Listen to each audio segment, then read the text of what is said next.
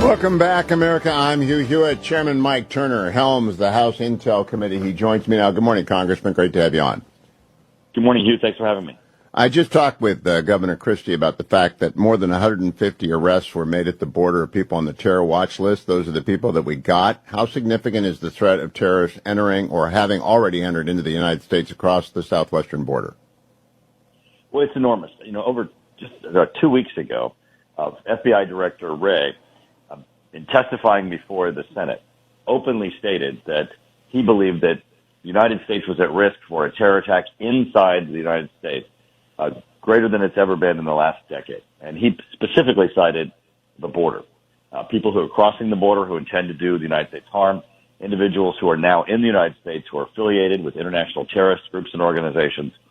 He also cited our withdrawal from Afghanistan and the inability to currently collect intelligence within Afghanistan and to understand what those terrorist groups and organizations might be plotting or planning within Afghanistan and how that might affect groups that are already here in the United States. Chairman, I know that the counterintel folks at the Bureau do great work, counterterrorism folks as well. However, we have this new world of social media. Since I last held a security clearance at Justice, this whole new world has developed, and it is not a neutral site. Bad guys use that world to talk to each other. Does the Intel Committee have any idea on how to patrol that realm, which is endless and infinite, and to which millions of messages flow, many of them communicating between bad guys? Well, they certainly try, and you're absolutely right. On the counterterrorism side, our intelligence community has done a great job in trying to connect the dots between international groups and terrorist organizations that are outside the United States and those inside the United States who might be plotting or planning to do Americans harm. Certainly, social media is one of the areas where they look for those connections and that nexus between those groups and organizations and what might be happening in the United States. And since 9/11, the intelligence community has done an excellent job of trying to take down these groups and prevent them from organizing and their ability to hurt Americans. But as this exponentially grows, as you just described, those who are crossing the Biden administration's open border, we no longer have control of the number of people who are here, people who came yesterday, people who came last week. And so, it's as they're running around trying to catalog and understand these groups and organizations and who they are and prevent them from doing Americans harm, the job certainly gets more difficult. Now, Chairman, on September 10th, 2001, America was feeling pretty good about itself and not worried.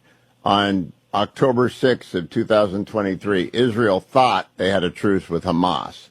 Are we back where we were on September 9 or where Israel was on October 6th? Well, I tell you this, Director Christopher Wray, when he made that statement before the Senate and then subsequently briefed our Intelligence Committee members, he's stepping out saying, I've been telling people this is a risk. I've been trying to get attention to this with the administration, the risks of the open border, the risks of what's happening in Israel with Hamas and Hezbollah, the risk of what's happening as a result of our abrupt pullout of Afghanistan. And he decided to go public. He's telling the public that he needs the administration to pay attention, the administration to respond, and he's just not getting that support. Are there tools that he's asked for that you're not giving him yet? I mean, you being Congress. Is there money? Is there expansion? Is there stuff that they need that they're not getting? No, from us, they have what they need to be able to ferret out these terrorist groups and organizations. What they don't have is a Homeland Security Department and an administration that's willing to close down the border and to effectively track the people who have come in, to be able to find them and make certain that they can't do us harm. Mr. Chairman, I know that my audience is very aware that 51 former members of the intelligence community signed a libelous letter about President Trump and about the Russian disinformation being Hunter's laptop, and it was wrong. They just lied. A lot of confidence has been shattered in the intelligence community. How do you rebuild that after that kind of a letter comes out with that much of a lie embedded in it?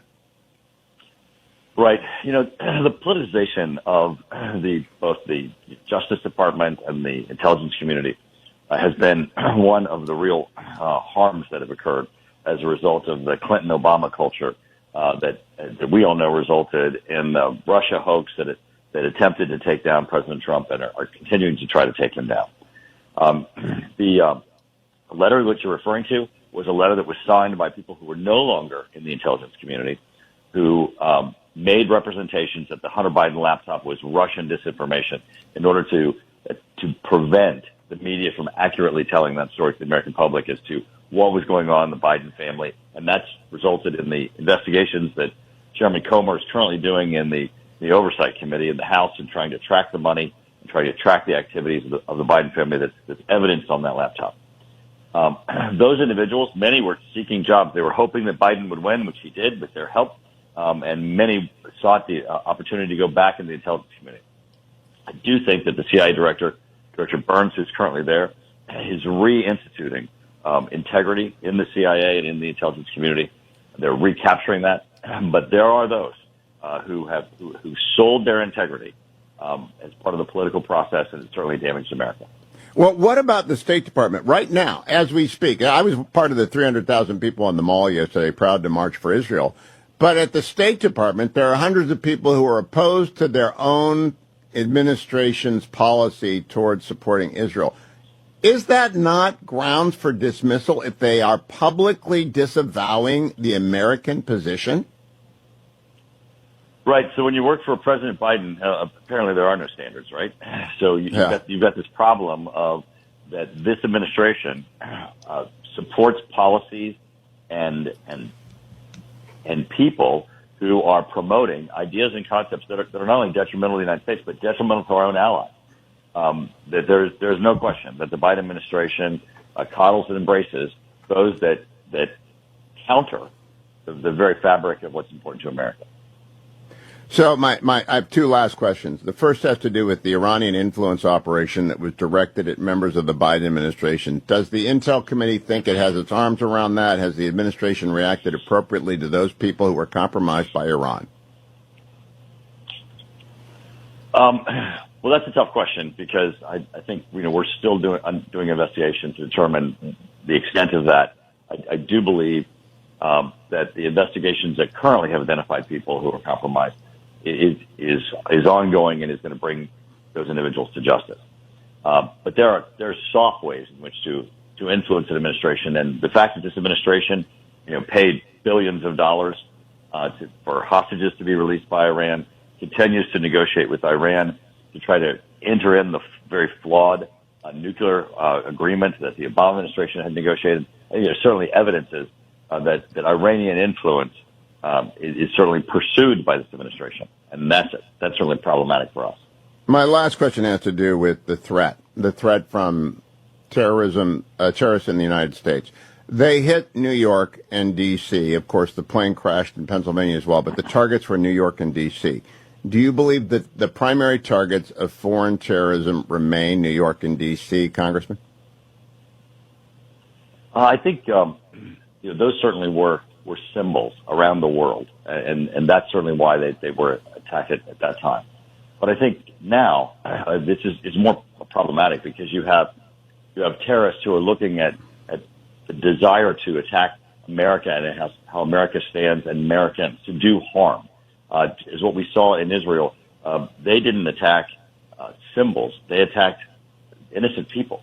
So we have to be, ever aware that the threat is there, and by the FBI director coming forward and making it public, I think certainly he's challenged the administration to step up to address the issue of the border. Those people are coming across that are unaccounted for, and certainly Congress has been moving to try to force the administration to address the border, close the border, and try to keep America safe. Chairman, one last question because we have time. Long ago and far away in the Reagan administration, I was a young lawyer at the Department of Justice in the Foreign Intelligence Surveillance Act, special assistant to two attorneys general.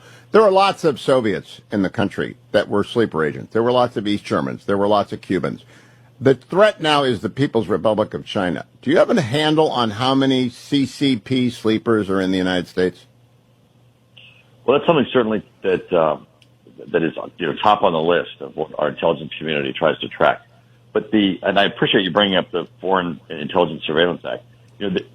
One of the greatest tools that we give to our intelligence community is the ability to monitor the communications of foreigners that are outside the United States. And those people don't have constitutional protection. Correct. And monitoring their communications is incredibly important for us to be able to understand who they're talking to and who they're charging with tasks within the United States, as people within the United States communicate to those people who are outside, who are foreign threats. That tool is one of our most important, and of course, monitoring that gives us the ability to see who really is in touch with those foreign powers, and that's a way that we track people who are within the United States who are communicating outside with a Chinese threat. But I don't think America understands the scale, Chairman. I didn't until I got my clearances and my eyes were opened. I've never closed them since. The scale is extraordinary, and the CCP is bigger and more determined to do this than the USSR was. There's no question that this is an important threat for us both to monitor and to address. I think the intelligence community is doing a yeoman's job of trying to track that. But as you just said, even if you identify the threat and you assess it today, 2 days from now, it changes, and you have to be fluid and make certain that you're adapting. Well, I hope you get the tools. Thank you for joining me, Chairman. Keep coming back to sound the alarm, and I'm glad that the FBI director was up in front of you and sounding the alarm as well. People have got to be aware of this. Thank you. Chairman Mike Turner, one of the great congressmen up there. He helms the Intel Committee.